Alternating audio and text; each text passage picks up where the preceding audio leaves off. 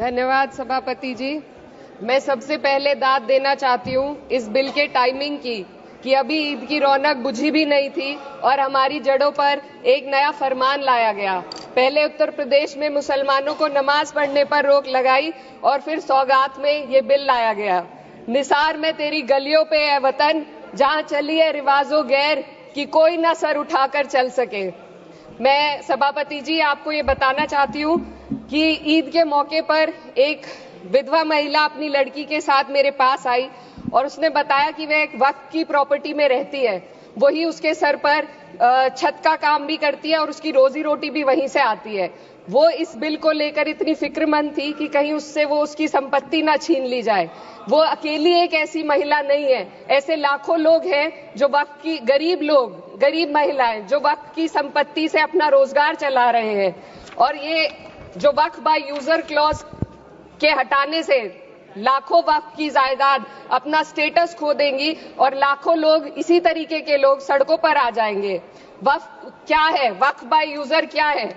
इसका ये मतलब है कि कोई जायदाद अगर सालों से दीन और भलाई के कामों के लिए इस्तेमाल हो रही हो तो वो खुद ब खुद वक्फ मानी जाएगी। हिंदुस्तान की अदालतों ने भी इस बात को तस्लीम किया है। वक्फ बाय यूजर सिर्फ वक्फ बोर्ड को ही मिली कोई खास सौगात नहीं है, ये बल्कि सभी अन्य धार्मिक ट्रस्टों को परंपरा और यूज के आधार पर बिना किसी डॉक्यूमेंटेशन के धार्मिक चरित्र को डिक्लेयर करने का राइट मिला हुआ है।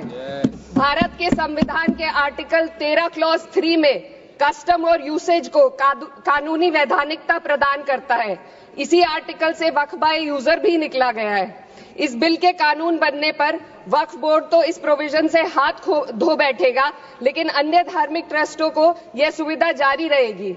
इससे भारतीय संविधान के आर्टिकल 14 और 15 का सीधा उल्लंघन है, जो धर्म और जाति के आधार पर भेदभाव और कानून के सामने सभी की बराबरी पर जोर देता है।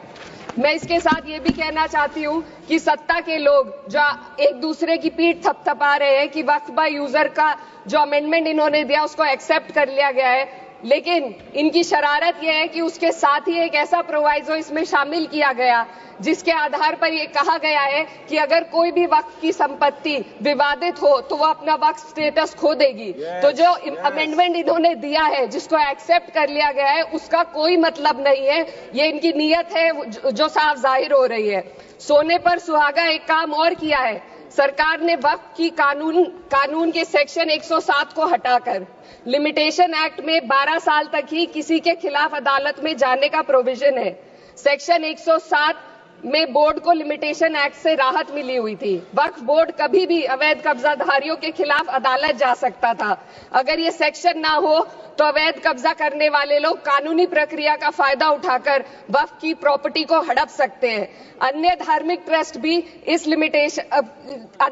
ट्रस्टों पर भी ये लिमिटेशन एक्ट लागू नहीं होती, तो फिर वक्फ बोर्ड के साथ ये सौतेला रवैया क्यों किया जा रहा है? धर्म को देखकर दोहरी नीति क्यों अपनाई जा रही है? सेक्शन 107 और वक्फ बाय यूजर को अगर एक साथ पढ़ा जाए तो इससे लाखों वक्फ की प्रॉपर्टी पर कब्जा किया जाएगा। इसलिए ये बिल मुसलमान की भलाई का नहीं बल्कि उनके वजूद और विरासत को मिटाने का बिल है।